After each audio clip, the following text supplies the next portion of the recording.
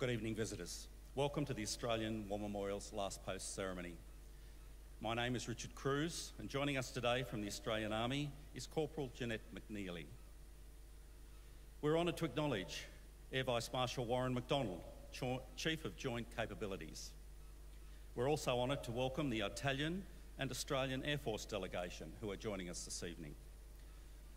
We also welcome Mr. Tony Dell and the members of Stand Tall for PTS. This delegation have travelled from Queensland to Canberra as part of the Lightning Bolt convoy, which aims to raise awareness of the occurrence of post-traumatic stress in defence and first responder communities. As always, we welcome the veterans who have served, those that are still serving, and the families that love and support them. We acknowledge the members of RSL and Services Clubs Association, RSL Victoria and RSL Queensland, who are watching the broadcast of this ceremony across Australia. During this evening's ceremony, wreaths will be laid at the base of the Pool of Reflection by visitors and students on behalf of the following schools. From Victoria, Bacchus Marsh Primary School, and from Lawn P12 College. I invite you all to please stand and join in singing the National Anthem.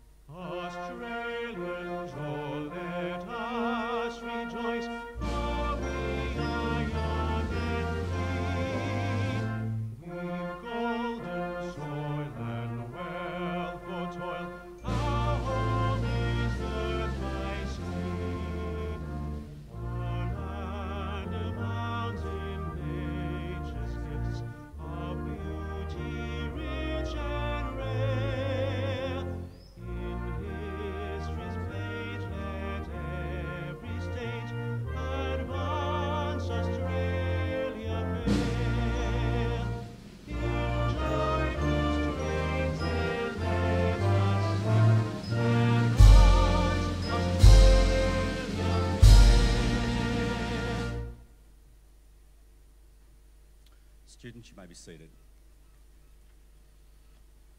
Anyone else that's able to be seated, please do so. The Australian War Memorial was the vision of Charles Bean, Australia's First World War official historian.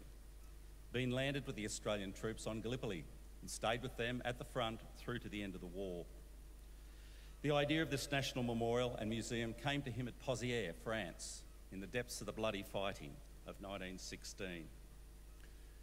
Bean's idea was that this would be a place where families and friends could mourn loved ones buried in faraway places. It would also be a place that could help all Australians understand what these men and women had endured and what they had done for us. Bean's vision, to which we remain true, is best expressed as inscribed in the entrance to the memorial's galleries. Here is their spirit, in the heart of the land they loved, and here we guard the record which they themselves made. Tonight we'll read the story behind just one of those on the Roll of Honour, which lists the names of more than 102,000 men and women who have given their lives for us in war and operations for more than a century. But first we present a lament, Flowers of the Forest. Wreaths and floral tributes will now be laid at the base of the Pool of Reflection.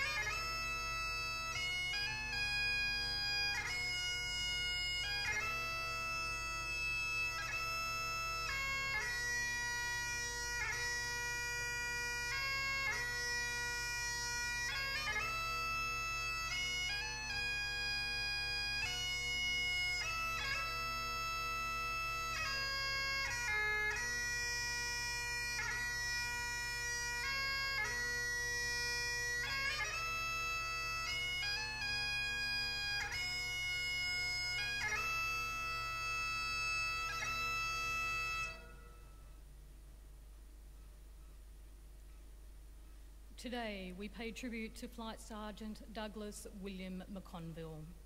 Born in Narrandera in the River region of southern New South Wales on the 31st of January 1917, Douglas McConville was the son of Thomas and Alice McConville.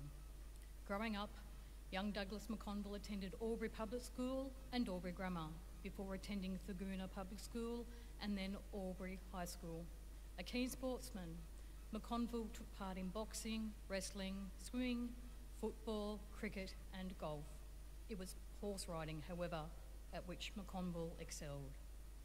Following his schooling, Douglas was a rodeo showman and worked with his father, who was the star and founder of the famous Thorpe's McConville Wild Australia Rodeo and Circus Show, which toured regional New South Wales, Victoria, South Australia and Queensland from the 1920s until at least the 1950s. Douglas was a showman with Wild Australia, performing under the stage name of Thorpe McConville Jr., a rough rider and buck jumper during the shows. He was also a truck driver when the show went on the road. On the 12th of August 1942, at the age of 25, Douglas McConville enlisted in the Royal Australian Air Force.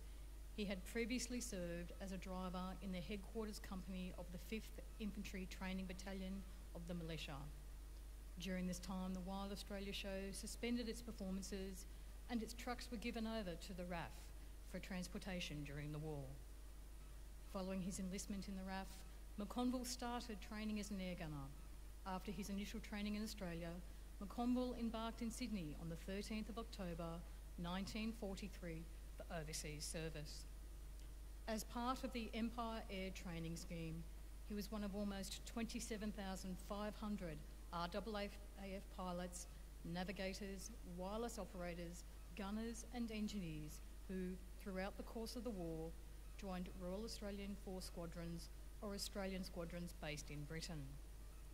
After his arrival in Britain in November 1943, McConville undertook further specialist training before he was posted to No. 9 Squadron, Royal Air Force in July 1944.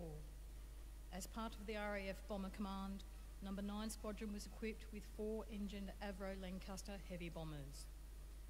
On the 13th of August 1944, the Lancaster, in which McConville was the upper gunner, was shot down by flak on a daylight mission to bomb the U-boat pens and shipping in the harbour at Brest on the western coast of France. Other crews reported that the Lancaster had a wingtip shot off. It dived and crashed into the ground.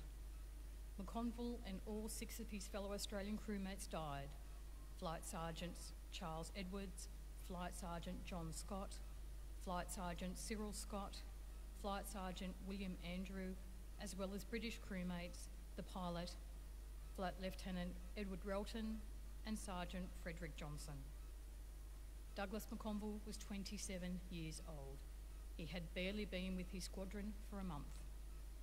The bodies of the crew were recovered from the crash, and McConville was buried alongside his crewmates in the Plougastel Doulas Communal Cemetery. The epitaph upon his gravestone, chosen by his family, reads, "A famous horseman and a good fellow, at rest." McConville's name is listed on the Roll of Honour on my left, amongst more than 40,000 Australians who died while serving in the Second World War.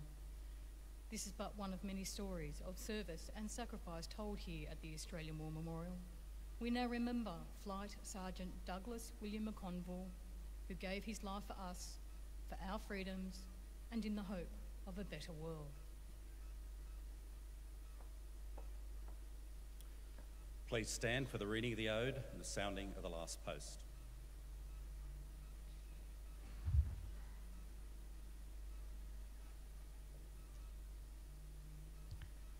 They shall grow not old, as we that are left grow old. Age shall not weary them, nor the years condemn. At the going down of the sun, and in the morning, we will remember them. We will remember them.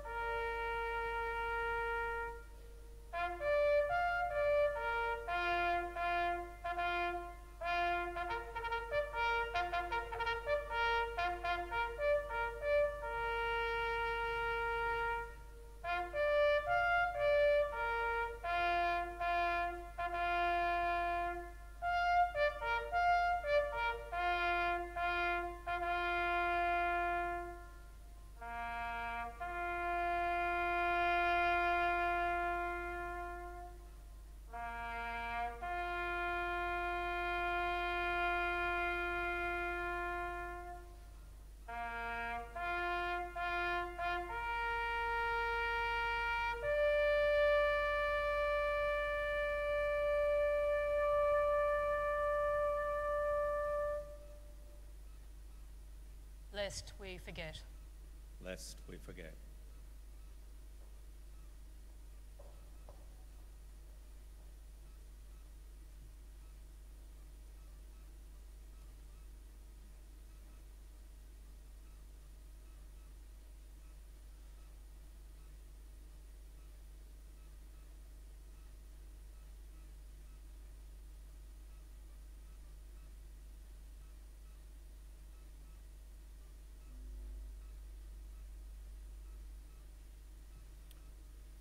We leave you this evening with the words of the memorial's founder, Charles Bean. Many a man lying out there at Pozières or in the low scrub at Gallipoli with his poor, tired senses barely working through the fever of his brain has thought in his last moments, well, it's over. But in Australia, they will be proud of this. Ladies and gentlemen, girls and boys, that concludes this evening's last post ceremony. We thank you for visiting the Australian War Memorial and wish you all a very good evening.